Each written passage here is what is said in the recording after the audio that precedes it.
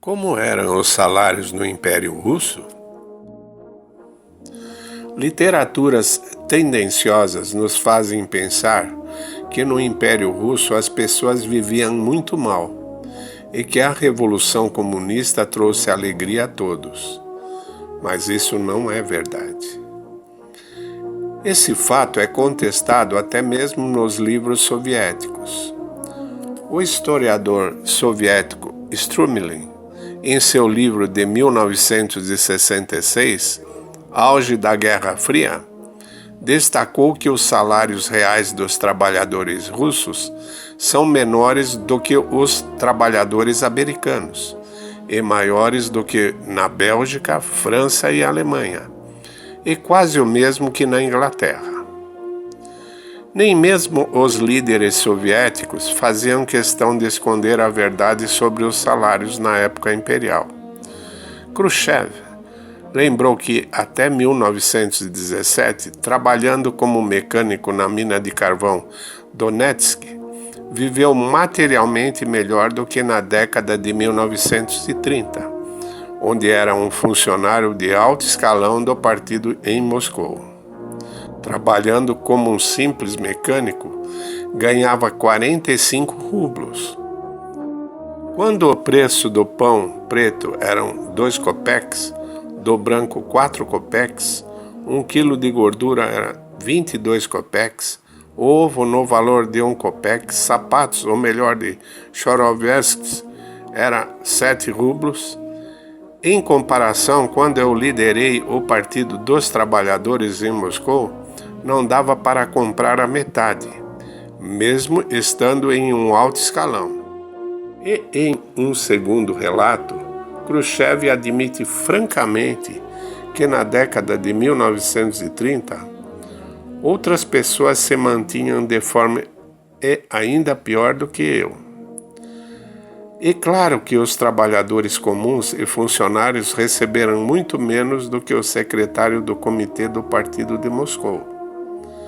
Também não devemos esquecer que Khrushchev não pertencia a uma aristocracia operária altamente qualificada.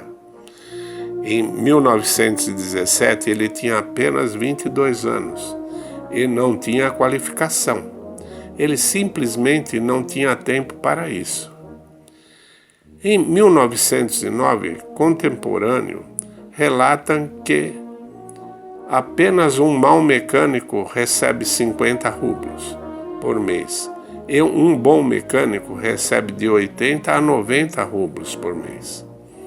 Consequentemente, o jovem Khrushchev não recebeu como um representante da aristocracia operária.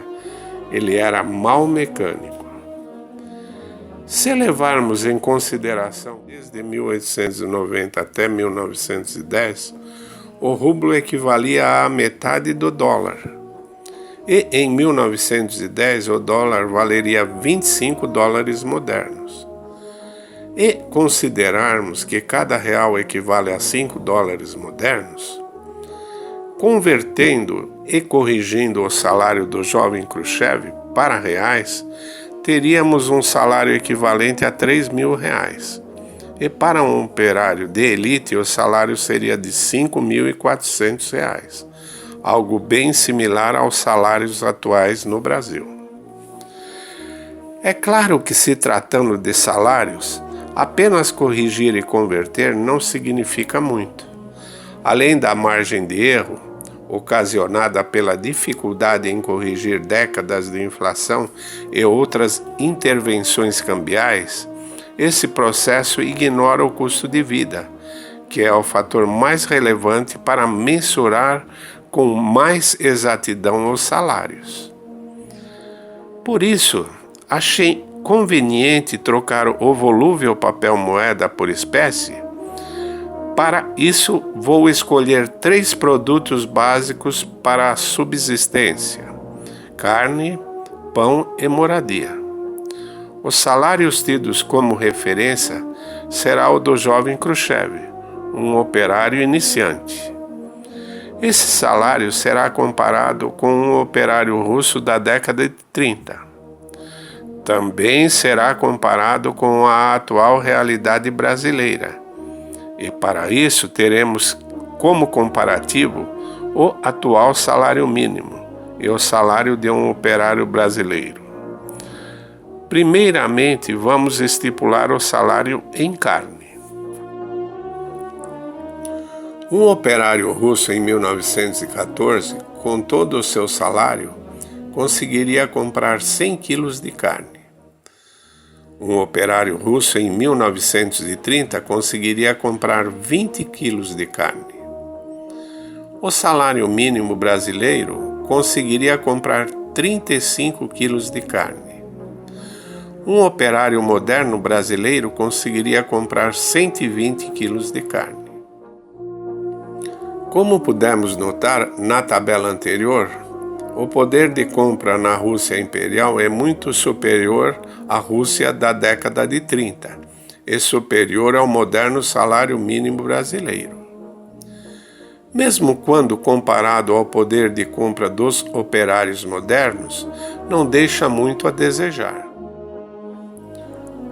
Principalmente quando levamos em consideração as inovações tecnológicas ocorridas durante 102 anos, no campo da pecuária, como genética, fármacos e produção de ração animal, que diminuíram em muito o custo da produção de carne. Se tivermos como parâmetro o pão, podemos constatar que um operário russo em 1914, com todo o seu salário, conseguiria comprar 300 pães. Um operário russo em 1930 conseguiria comprar 37 pães. O salário mínimo brasileiro conseguiria comprar 176 pães.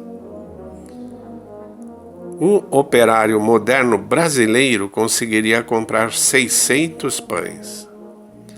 Aqui também os números são similares à tabela da carne.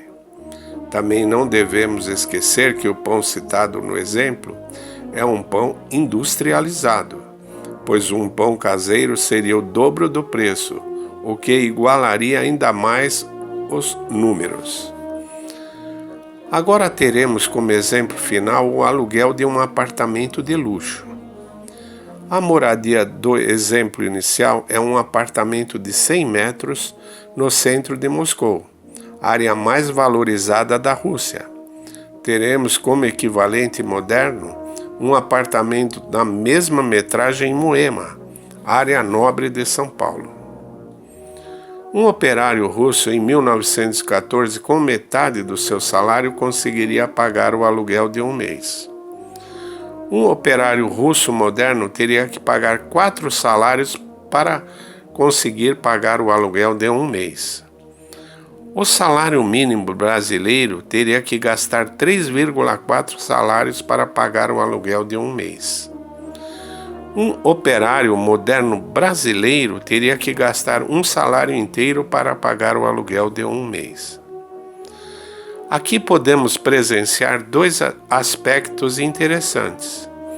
Primeiramente, constatamos que no Império Russo a moradia era mais acessível, até do que os russos e brasileiros modernos.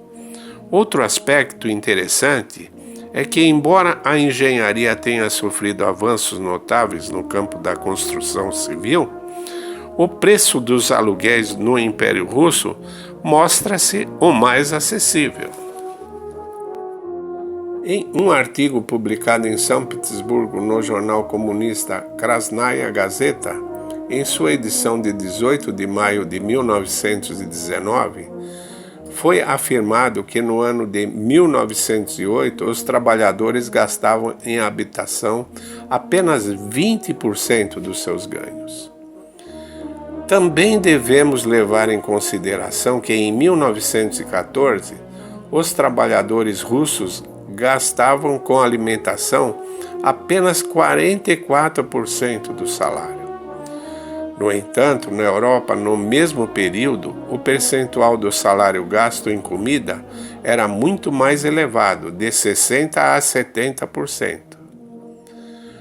O nível de vida dos trabalhadores em 1913 foi alcançado novamente apenas em 1950. O tema desse vídeo foi uma sugestão do nosso inscrito Ribeiro Nacionalista. Você também gostaria de sugerir um tema para os próximos vídeos? Deixe nos comentários. Sua participação é muito importante.